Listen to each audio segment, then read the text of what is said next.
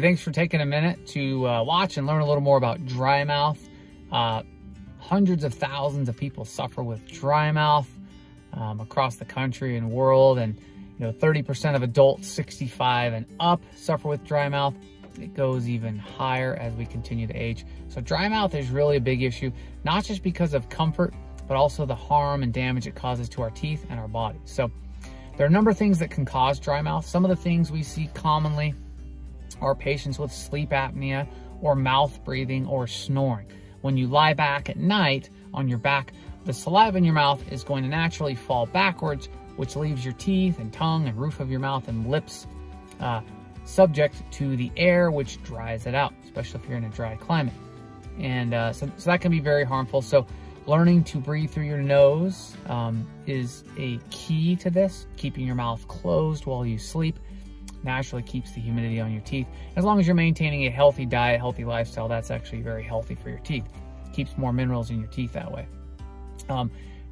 Prescription drugs, like 80% or more of prescription drugs currently on the market have little teeny tiny print that says dry mouth may be an issue. So you may not notice it, but if you can imagine, the faucet to your bathtub or your shower, if it were turned down 10 or 15 or 20%, you may not notice at first, but over time, as that incrementally slows the flow, you'd probably notice a difference in the cleaning or the feel of showering, or how you shampoo your hair may not clean quite as well. So even if you're having a little bit less saliva flow, that can be very harmful on your teeth.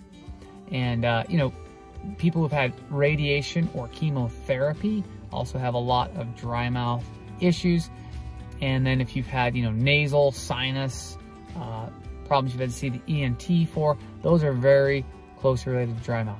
A couple things you should avoid if you are experiencing dry mouth are alcohol and alcohol-containing mouth rinses. So consumption of alcohol as a beverage can dry your mouth out more, but also a lot of mouth rinses contain alcohol.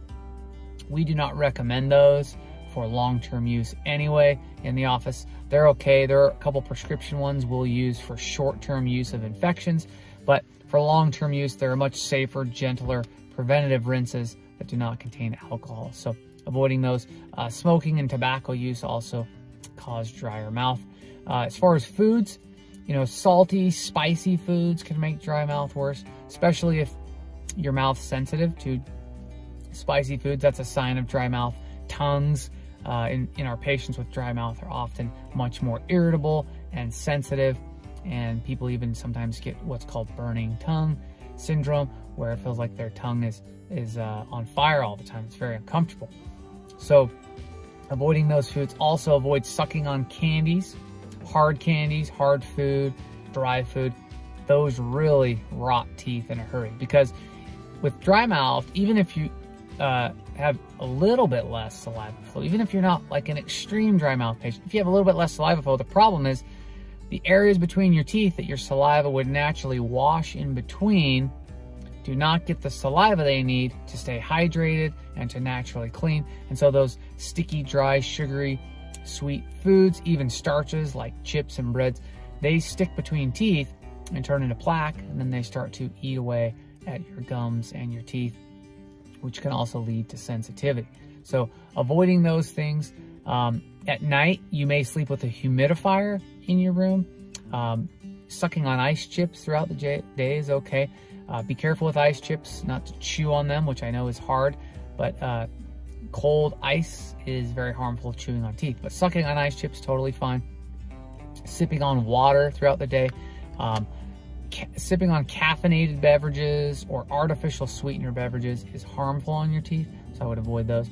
Now, the 4 or 5 things that you can do if you have dry mouth, and this won't totally eliminate your dry mouth, but we don't have a cure for dry mouth in a lot of situations, and that's because there may be bigger factors with your medical condition causing dry mouth, and sometimes, stopping those medications or choosing not to do chemotherapy or radiation therapy, or not having sleep apnea treated, those kind of things. Sometimes those are a bigger issue, so you want to approach those the right way. But we can offset some of this the symptoms of dry mouth that cause problems in your mouth. So things we would suggest, one is be sure you come in for a checkup 2 to 4 times per year. Personally, I have my teeth cleaned every 3 months, not because I have dry mouth, but because I'm around this stuff enough that I know that problems can creep up very fast in our mouth. So I see my hygienist every 3 months for preventative cleaning and fluoride placement, which is the second one. Fluoride mineral treatment. It's very safe because it's applied directly to your teeth. It's not anything you swallow, not anything you put in the water. This is applied directly to your teeth, and it lasts 3 to 6 months in some of our recent studies, which is really pretty cool. So I put it on my teeth 4 times a year, every 3 months, which means almost the whole year there is some of that varnish mineral still remaining in my teeth and roots to keep them cavity free. So that's the second one. The third one is to use an irrigator, a water pick, air floss. We have 1 or 2 that we use in the office that we can recommend to you. If you have questions on that, please reach out and let us know. But those help a lot. The fourth one is Xylitol. Xylitol is a natural sweetener, but it can be found in candies and lollipops and mouth rinses and toothpaste. There's even a replacement for table sugar, xylitol. But xylitol can help stimulate your saliva, and at the same time, it helps your teeth absorb more minerals. So you kind of get a double benefit from xylitol. So that's the fourth one that can really help you with dry mouth.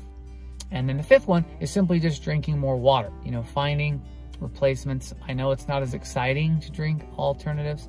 People are always asking us, hey, what about this drink? What about this additive to the drink?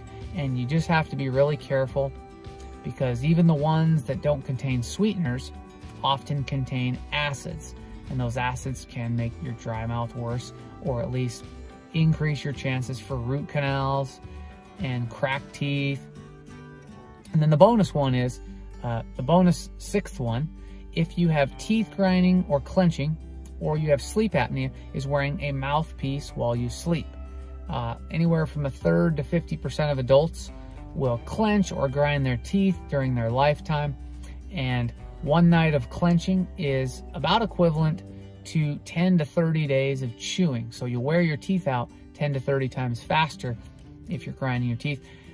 If you would like a sample mouth guard, we do have a limited number of those. You can call or come into the office. We'll be happy to give you one to try it out, see how it works. These are for clenching and grinding purposes. But if you have sleep apnea as well, and even if you're wearing a CPAP, or you're going to be wearing a CPAP, one of those big masks, we still advise you wear a mouthpiece that just covers a few of your teeth, because there's a good chance you're clenching or grinding. Our sleep apnea patients, anywhere from 60 to 80%, also have clenching or grinding or acid reflux. And so those things can be very harmful and damaging on your teeth. So I hope this helps with some tips on dry mouth. As I said, unfortunately, we don't have a cure for it, but what you can do is by following these 5 or 6 steps, you can minimize the problems you have, avoid unnecessary dental visits, hopefully breathe better, feel better, have fresher breath, and really have a healthy long-term outlook on your teeth. And if you have questions, please reach out to us, and we look forward to seeing you next time in the office. So thanks for watching.